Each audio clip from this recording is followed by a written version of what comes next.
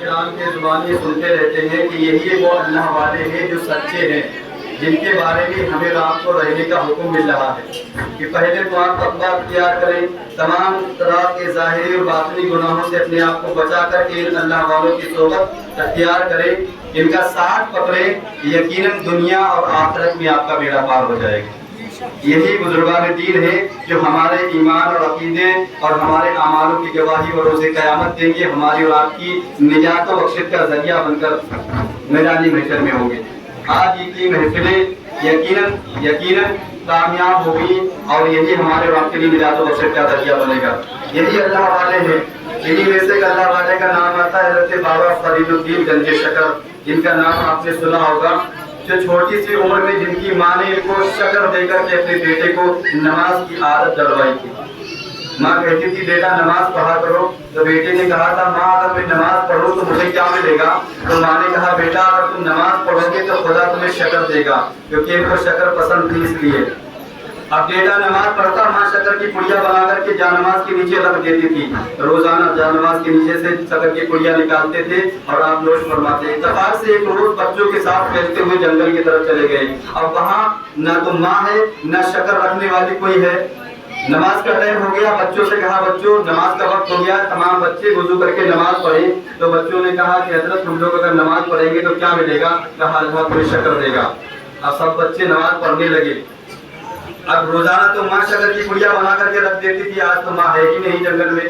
نماز پڑھ کے جب نماز ہٹائی تو کیا دیکھتے ہیں، روز تو پڑیا ہوتی تھی، آج پورا کا پورا تہخانہ شکر کا بنا ہوا ہے، کیونکہ ماں نے ادھر اپنے ہاتھ اٹھا دیے تھے دعا کے لیے، مولا روزانہ تو میرا لاڈ میری آنکھوں کے سامنے ہوتا تھا، میرا نور نظر میری آنکھوں کے سامنے نماز پڑھتا تھا، نماز اس کو میں شکر کی لالچ میں پڑھواتی تھی، شکر کی پڑیا نیچے بنا کر کے رکھ دیتی تھی، آج میرا بیٹا مجھ سے دور ہے، میری لاج تیرے ہاتھ میں ہے۔ تو پروردگار ماں کی دعا کو کبھی ناقابل نہیں کیا کرتا ہے، ماں کی دعائیں ان کے اولاد کے حق میں ایسے ہی ہوتی ہیں جیسے نبی کی دعا امتی کے حق میں ہوتی ہے۔ گزارش ہے آج کی ماں سے اپنی اولادوں کو کسی بھی حال میں چاہے کتنا بھی آپ کا دل دکھائے لیکن آپ بددعا کا لفظ نہ نکالیں، اس لیے کہ اگر جو ماں اپنے بیٹے کے حق میں بددعا کر دے ساری دنیا اس کے لیے دعا کرے، اس بیٹے کا کبھی بھلا نہیں ہو سکتا، اور جس کی ماں اپنے بیٹے کے بارے میں دعا کر دے ساری دنیا اگر بددعا کرے اس بیٹے کا کبھی برا نہیں ہو سکتا ہے۔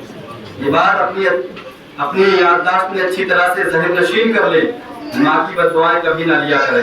میں عرض کر رہا تھا بابا فرید الدین گنج شکر، ان کی بارگاہ میں ایک شخص آیا، کہنے لگا حضرت مجھے یہ بتائے کہ انسان کو زکوٰۃ کتنی دینی چاہیے؟ آپ نے فرمایا کہ بتا زکوٰۃ شریعت کی بتاؤں یا طریقت کی بتاؤں یا معرفت کی زکوٰۃ بتاؤں؟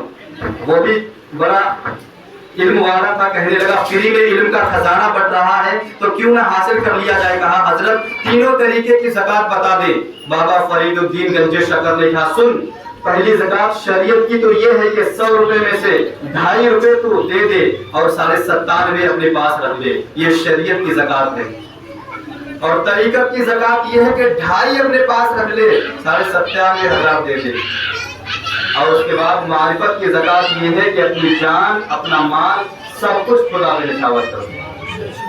کہا حضرت شریعت کی اور طریقت کی تو سمجھ میں آئی ہے لیکن یہ معرفت کی سمجھ میں نہیں آئی۔ کیا تجھے یاد نہیں جنگ کسی غزووں کے موقع پر حضرت ابوبکر صدیق نے اپنا سارا کا سارا مال راہ خدا میں خیرات کر دیا اور آخر میں اپنی جان کا نذرانہ لے کر کے رسول خدا کی بارگاہ میں حاضر ہو گئے، عرض کرنے لگے یا رسول اللہ آپ کا غلام اپنی جان کا بھی نذرانہ لے کر کے آپ کی بارگاہ میں حاضر ہے، کوئی میری جان کو بھی مجھ سے خرید لیتا تو میرے راہ خدا میں خیرات کر دیتا۔ یہ ہے معرفت کی زکوٰۃ۔ یہ بھی بابا فرید الدین گنج شکر ہے۔ ایک عورت آئی ان کے پاس، کہنے لگی رونے لگی حضرت آپ بڑے اللہ والے ہیں، ہم بڑے غریب مفلس لوگ ہیں، میری 2 بیٹیوں کی شادی کرنی ہے، دعا کر دے میرا کام بن جائے، مولا میرے حالات پہ کرم فرمائے۔ تو بابا نے کہا ٹھیک ہے میں تمہارے حق میں دعا کرتا ہوں، لیکن عورت بھی بڑی نیک تھی اور بڑی علم والی تھی، کہنے لگی حضرت صرف دعا سے کام نہیں چلے گا بلکہ آج تو آپ کی آستانے سے کچھ لے کر کے جاؤں گی۔ آپ نے ہر چند اس کو کوشش کی اس کو لوٹانے کی لیکن وہ نہیں گئی، تو آپ نے بابا فرید الدین گنج شکر نے کہا کہ جاؤ مٹی کا ایک ڈھیلا اٹھا کر کے لاؤ۔ وہ عورت مٹی کا ایک ڈھیلا اٹھا کر کے لائی، حضرت نے سورہ اخلاص قل هو اللہ احد اللہ الصمد لم یلد ولم یولد ولم یکن لہ کفوا احد 3 مرتبہ پڑھا، دم کر دیا، کہا اس کو بند کر کے گھر لے جا، یقیناً تیرے لیے کافی ہوگا۔ عورت نے جب گھر بند کر کے لے کر کے گئی، جب کھولا تو اس میں سونا موجود تھا۔ بڑی خوش ہوئی کہ حضرت کی بارگاہ سے سونا تو لے کر کے آئی ہوں اور سونا بنانے والا نسخہ بھی لے کر کے آئی ہوں۔ بڑی ہوشیار عورت نے غسل کیا، پورے گھر کو صاف کیا، پورے گھر میں خوشبو کا اہتمام کیا اور پورے گھر کو ساتھ لے کر کے قل هو اللہ پڑھنے کے لیے ڈٹ گئی۔ ایک دن نہیں، ایک بار نہیں، 2 بار نہیں، بلکہ پورے 3 دن گزر گئے قل هو اللہ پڑھتے ہوئے۔ اس کی مٹی سونا تو سونا ہے، لوہا بننے کا نام بھی نہیں لیتی۔ اللہ اکبر، پریشان ہوئی، دوڑتی ہوئی پھر حضرت کی خدمت میں آئی۔ حضرت بتائیں آخر معاملہ کیا ہے کہ آپ نے میرے سامنے قل هو اللہ احد پڑھا تھا تو یہی مٹی سونا بن گئی ہے۔ آج ایک دن نہیں بلکہ 3 دن گزر گئے ہیں قل هو اللہ پڑھتے ہوئے، لیکن مٹی سونا بننے کا نام نہیں لیتی۔ آخر بچا کیا ہے، معاملہ کیا ہے؟ حضرت نے چہرے کو نیچے کیا، آنکھوں میں آنسو آ گئے، کہنے لگے عورت یقیناً تو نے تیرے عمل میں کوئی کمی نہیں ہے، کلام بھی خدا کا ہے، تو نے یقیناً پڑھا ہے، لیکن اپنے منہ میں فرید کی زبان کہاں سے لائے گی؟ اپنے منہ میں فرید جیسی زبان کہاں سے لائے گی؟ تو پتہ یہ چلا کہ خدا تو وہی ہے، کلام بھی وہی ہے، انسان کا ایمان اور عقیدہ ویسا نہیں رہ گیا ہے۔ یقین آج بھی ہو جو براہیم سا ایمان پیدا آپ کر سکتی ہے اندازے گلستہ پیدا۔ بتائیے ایسا ہے یا نہیں؟ اسی زبان سے ہم کتنے جھوٹ بولتے ہیں، اسی زبان سے نہ جانے کس کی غیبتیں برائیاں کرتے ہیں، تو بتاؤ ان زبانوں میں تاثیر کہاں سے آئے گی؟ کیا آپ نے اس صورت کا کوئی عمل کیا ہوا تھا؟ لیکن حقیقت میں آپ کی زبانوں میں تاثیر ہوا کرتی تھی، جو کہہ دیتے تھے وہ ہو جایا کرتا تھا۔ درود پاک پڑھیں، اللہم صلی علی سیدنا مولانا محمد وعلی وسلم وعلیہ وآلہ وسلم وسلم الصلاۃ والسلام علیک یا رسول اللہ علیہ الصلاۃ والسلام۔ حیرات کیسے بھی ہو جائے، کبھی بھی آپ مایوسی کا شکار نہ ہوا کریں۔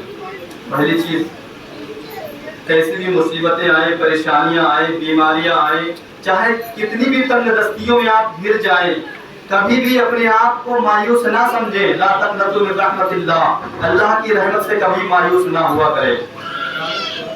میں آپ کو بتاؤں، سمندر کے اندر ایک جہاز چل رہا تھا، اچانک جہاز چلتے چلتے جہاز ڈوبنے لگا۔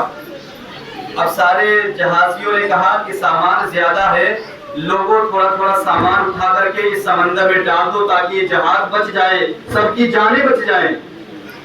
تو لوگوں نے یہ مشورہ پیش کیا کہ جس کا سب سے زیادہ سامان ہو اس کا سامان ڈال دیا جائے، اور سب سے زیادہ ایک تاجر کا سامان تھا۔ اب اس نے کہا کہ ایسا نہیں ہے بھائی، سب لوگ اپنا تھوڑا تھوڑا سامان ڈالیں تو زیادہ بہتر ہے، ایک کا ہی سامان کیوں پھینکا جائے؟ تو لوگوں نے اس کو اور اس کے سامان کو اٹھا کر کے سمندر میں پھینک دیا۔ لیکن خدا کی شان دیکھیں، لا تقنطوا من رحمت اللہ، وہ اللہ کی رحمت سے مایوس نہیں ہوا تھا۔ خدا نے اس کو کوئی نہ کوئی سہارا دیا، وہ ایک جزیرے پر پہنچ گیا۔ ایک جزیرہ اسی سمندر کے اندر تھا، اس جزیرے پر پہنچ گیا اور اس جزیرے پر اس نے کسی طرح سے سر چھپانے کے لیے چھوٹی سی جھوپڑی بنائی، اور وہیں پر کچھ مچھلیاں وغیرہ پکڑ کے اپنی بھوک مٹانے کے لیے ان کو بھوجن بنانے لگا، ان کو اپنا نوالا موقع بنانے کے لیے ان کو بھوننے لگا۔ اور جلتے جلتے وہ جو جھوپڑی اس نے بنائی تھی اس میں بھی آگ لگ گئی، اس کی جھوپڑی میں بھی آگ لگ گئی۔ اور کہنے لگا خدا آخر کیا معاملہ ہے کہ میں سمندر میں جہاز پر چل رہا تھا، میرا سامان بھی لوگوں نے پھینک دیا، مجھے بھی اٹھا کر کے سمندر میں پھینک دیا، اس کے بعد ایک چھوٹا سا سہارا ملا تھا جزیرے کا، سر چھپانے کے لیے چھوٹا سا آشیانہ بنایا تھا، تجھے وہ بھی گوارا نہ ہوا، وہ بھی تو نے جلا کر راکھ کر دیا۔ ابھی تھوڑی ہی دیر گزری تھی، یہی روتے روتے وہ سو گیا۔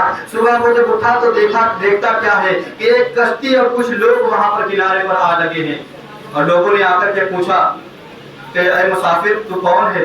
تو اس نے سارا واقعہ اپنا بتایا کہ میں سمندر میں چل رہا تھا، لوگوں نے مجھے اٹھا کر کے سمندر میں پھینک دیا، اس کے بعد اس منظر پہ اس مقام پر پہنچا۔ اور یہ بتاؤ کہ آپ لوگ یہاں کیسے آئے؟ تو ان لوگوں نے بتایا کہ یہ جزیرہ غیر آباد ہے، یہاں کبھی کوئی انسان رہتا نہیں ہے، آج جو دھواں اٹھتا ہوا ہم لوگوں نے دور سے دیکھا، اس دھوئیں کو دیکھ کر کے ہم سمجھ گئے یقیناً یہاں کوئی مصیبت میں پھنسا ہوا ہے، اسی لیے ہم کشتیاں دوڑا کر کے یہاں آئے تجھے بچانے کے لیے۔ تو آپ نے سمجھا کچھ، اس کو پھینکنا بھی خدا کی ایک مصلحت تھی، اور اس کو سمندر میں گرانا بھی خدا کا ایک راز تھا۔ اس کے بعد جب اس نے آشیانہ بنایا، اس میں آگ لگ گئی، جو نکلتا ہوا دھواں لوگوں نے دیکھا، اپنی کشتی لے کر کے اس کو بچانے बचाने के लिए आए। ये भी खुदा का एक मसलहत थी, इसमें भी खुदा का एक राज था। अल्लाह अकबर, कश्ती वालों ने बताया और मुसाफिर सुन ले, जिस जहाज से तुझको नीचे फेंका गया था आगे जाकर के वो जहाज भी गर्क आब हो गया। ये खुदा की शान थी, जो जहाज से डूबने से पहले ही लोगों ने तुझे फेंक दिया और तेरी जान सही सलामत है। ला तक़नतु मिन रहमतिल्लाह, अल्लाह की रहमत से कभी मायूस ना हो। आप समझ भी नहीं सकते हैं कि आने वाला हालात कैसे हो सकते हैं। खुदा आपको कैसे कैसे मुश्किलात मामला से निकाल सकता है, बचा सकता है, लेकिन शर्त यही है कि जब आपका ईमान और अकीदा इतना पुख्ता होगा। दुरूद पाक पढ़ें, अल्लाहुम्मा सल्ली अला सय्यिदना मौलाना मुहम्मद मालिक वसल्लम वालिहि वसल्लम वसल्लम अलैहि सलाम अलैहि रसूलुल्लाह अलैहि सलाम।